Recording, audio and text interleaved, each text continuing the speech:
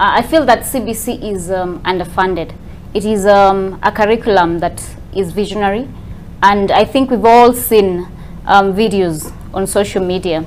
There was one particular one where kids were being taught swimming on, you know, on the ground, you know. Yeah, I remember that. I feel that, of course, we have that difference between maybe perhaps the kids who go to the private schools and the ones who are in the public sector in terms of the resources that they have and how they're able to fully implement CBC.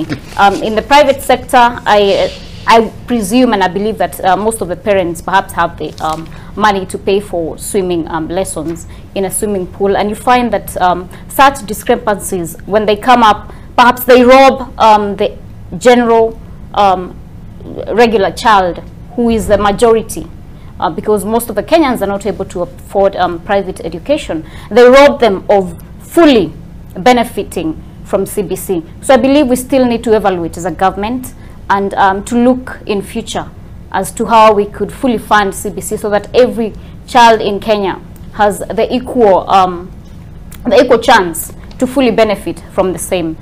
In regard to that, I feel that the uniforms, you know, parents are grappling with you know, the economy and basic amenities.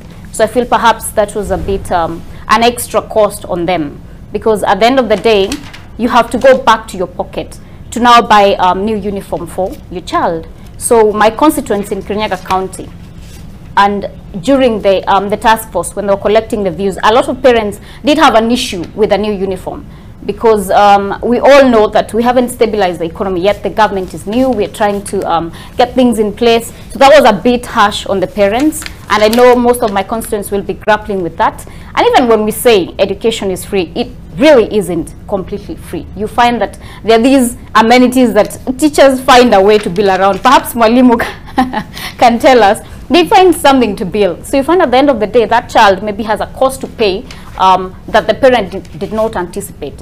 So we still have these things that we need to do and change, but I believe it's a learning process. But CBC is very visionary, and I know it will change this nation. All right, James, if you don't mind my asking, and yes, I'm sorry to put you on the spot, but as a parent, you're taking the decision to take your child to a private secondary school, yes, as opposed to a public one. Yes. Why? Because I do not like the school they wanted to admit him to, for a number of reasons, and I have decided that probably he's better off in a different school of my own choice. We have had a discussion with him, and I think he prefers that one to the school otherwise the placement system would have taken him to. But of course that is a decision that is made between the student and many parents across the country. It's not just me taking my kid to a private school. I'm sure there are a lot of many other parents who are also doing the same. In my view, the country has fared fairly well in the education sector. There are challenges, of course, we cannot take away that fact, and government is trying its level best, in my view, to try and get the education system going, but there is a sense in which we feel that the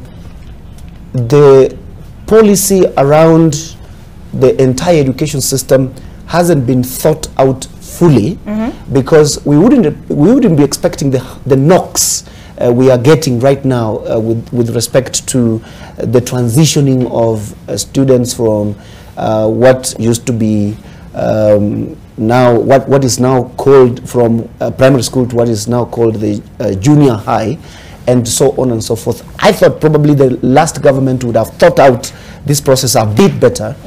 And I can sympathize, I really sympathize with those in this administration who have had to take the responsibility of steering the education process, because they find themselves in a very awkward situation in which they do not necessarily have answers for some of the problems we have. So I think what needs to happen is the education sector is a multi-sectoral scenario. The chair for finance is here. His responsibility is to bake the cake, but I'm sure I am not wrong by saying that the education sector in this country takes almost probably half of the country's budget. already, okay? So when you hear my colleague and woman rep for Kirinyaga saying that it is important that we fund the education sector more, she's talking about a scenario in which we are already funding a lot, we are using a lot of our budget to fund the education sector, but there is still a huge gap with respect to optimal funding for that sector to actually perform as it should. So I think this administration, from a broader policy perspective, requires, of course, to understand that their responsibility now is to ensure we grow a bigger cake, because we have this preponderance to always talk about funding, and you know, funding is about budgets, but budgets without having baked the cake is nothing. We can speak however much we want, but if the money isn't there, there is really not much we're going to do. Schools continue to have challenges. It's not just now.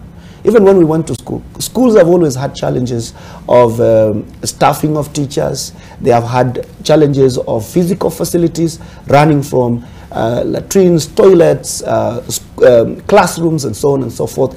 Schools don't have, in actual fact, many schools don't have optimal learning equipment in terms of laboratories and so on and so forth. Schools have a host of problems that would be dealt with by financing. I mean, CDF has come in and we have seen them do a lot of things, and those of you in Parliament, I think you probably need to persuade your colleagues, because I've seen that many parliamentarians, many National Assembly members really love to give schools buses. Because I think that is the easiest way of ensuring that the public feels that a member of parliament is doing something. But those buses mean nothing, actually. Schools are better off hiring buses.